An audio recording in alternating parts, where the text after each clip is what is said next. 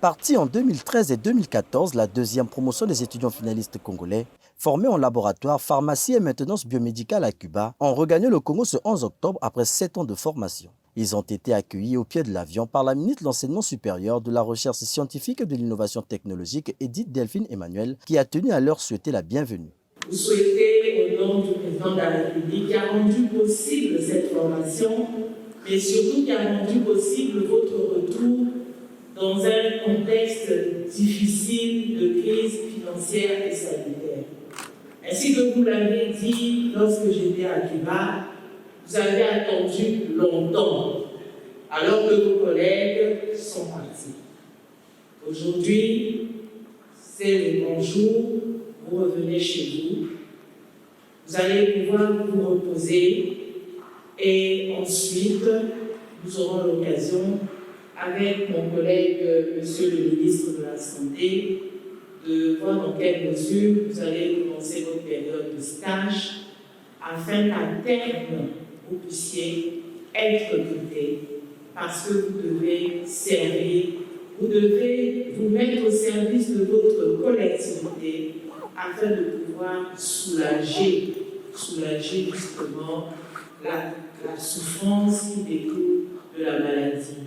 Satisfaits de regagner Brazzaville, ces finalistes ont juré sur leur serment d'Hippocrate aider le Congo à améliorer son système sanitaire grâce aux spécialités acquises.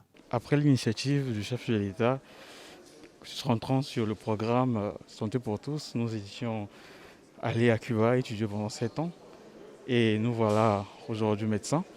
Nous sommes contents de rentrer au pays afin de servir la population congolaise. En tout cas, nous nous mettons à la disposition de l'État pour amener à bien cette tâche-là qui nous a été confiée. Nous avons appris avec le système de santé cubain qu'il n'y a aucune spécialité ou aucune branche des sciences de la santé qui ne devrait être négligée.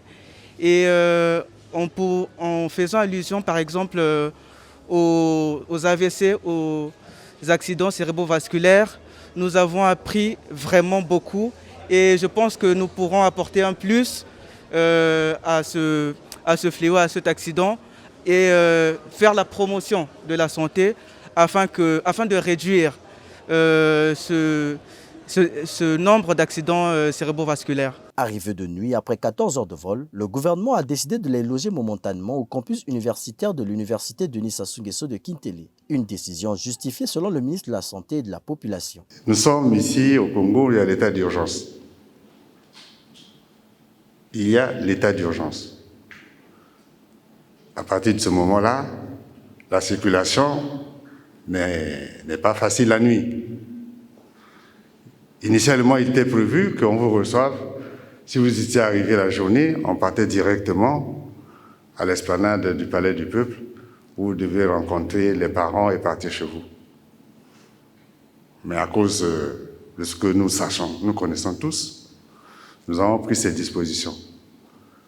Quelques heures ne vont pas vous empêcher de rencontrer vos parents. Patientez un peu. Patientez juste un peu. Fruit d'une coopération entre l'État congolais et la République de Cuba, dans le but d'améliorer le système sanitaire congolais, ils sont au total 464 étudiants qui regagnent le pays.